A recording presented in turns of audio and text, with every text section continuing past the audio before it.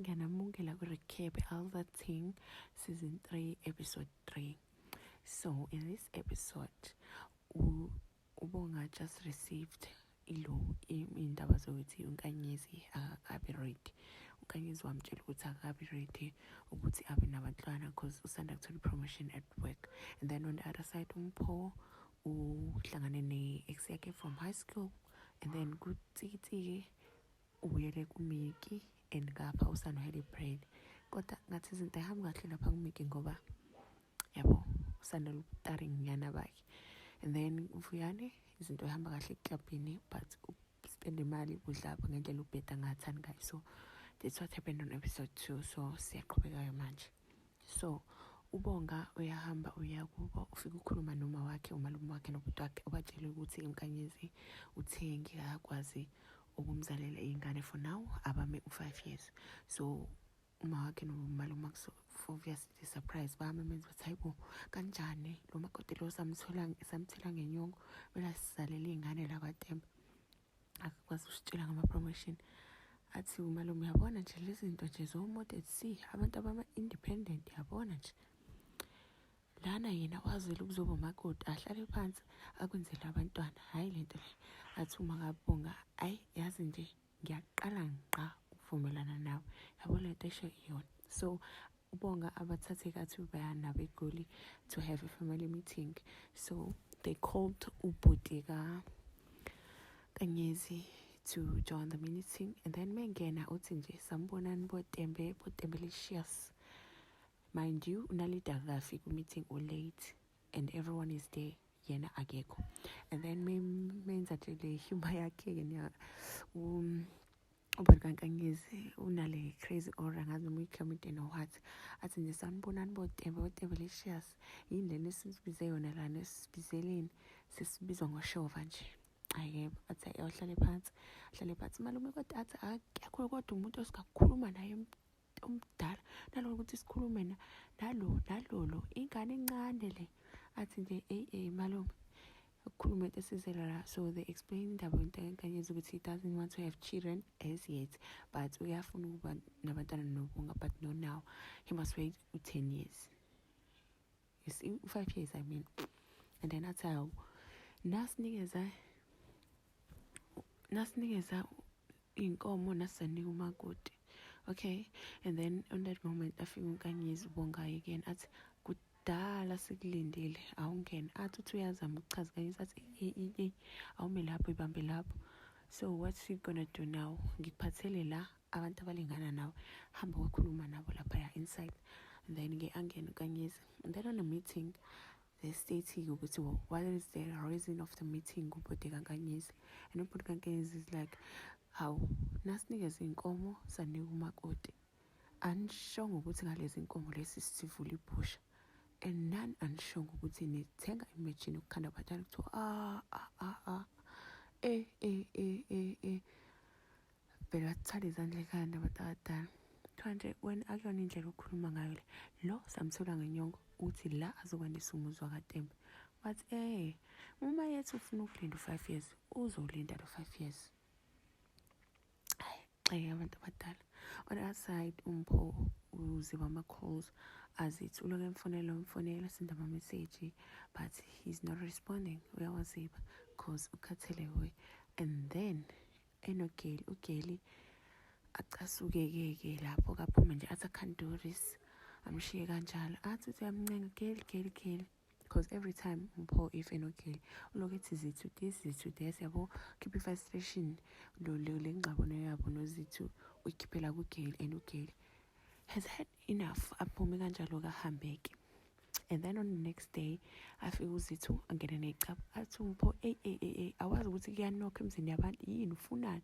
Athi engaba ngingedi la emzini yakho ukuba wena wenze lento oyenzayo mi sayina la nasi school-fees sengane mulokho. Athi uyabuka iphepha uMpho lapho ushawubhe umbona ukuthi he is so stressed. Athi nje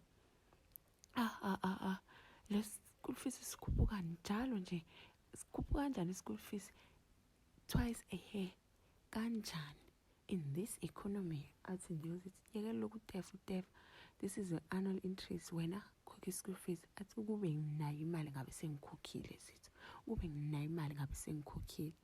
Ethi hey khokha. Athi awukhokhi ngani wena ngoba usanda kuthola i-raise emsebenzini indaba ungakhokhi wena.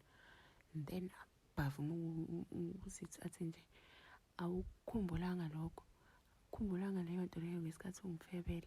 Akuzange nje ukukhumbule lokho. Wena mpho khokha la, khokhela iy'ngane zakho. Amemezane-ke lethu. And then uTiti on the other hand, after uMickey efayithe umngane wakhe lapha e-tavern, uyahamba kubuyela ku-Hillberry nje, ufika sizonqongoza amvulele u-Hillberry. And then amtshele ukuthi yazi lento ongitshele yona emotweni ngesikhathi uthi athu uMapaseka, meaning when I said I love you, athi yes leyo uMosquito nayo ishilo. Athi awu, athi yabona mina angiyena umuntu uthanda ukukhuluma ngama-feelings ami, so wena uzobona ngezenzo zami ukuthi ngikuphi nawo. Athi uMapaseka, you know, sometimes I want to hear it back. Athule kuTikitsika, amngene esendlini, then they talk, they go on a date nje kube mnandi, nice quiet date. And then Tikiti obviously has to leave ebusuku aphindele kumagogo.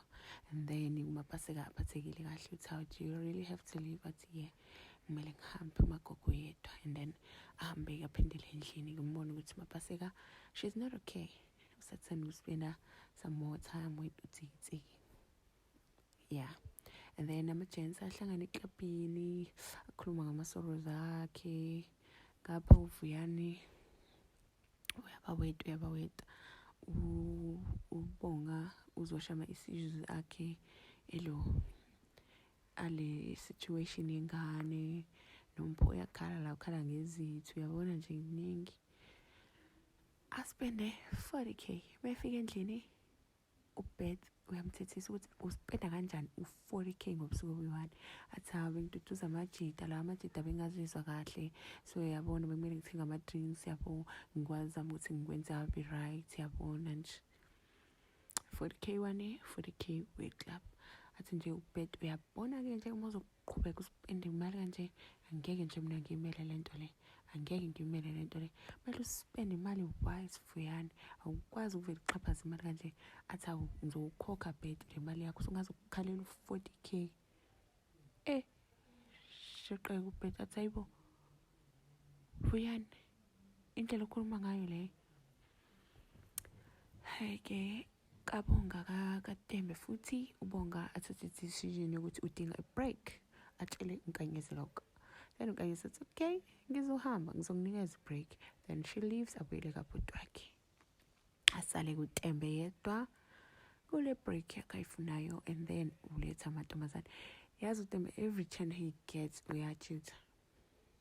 Mayethola ibreak he cheats. Waqala-ke wacheat kule break. On the other hand, Mpho is with Gail again. And then they're trying to make out. Avela bizi igama lazithu. Athi uGail ungebize ngobani?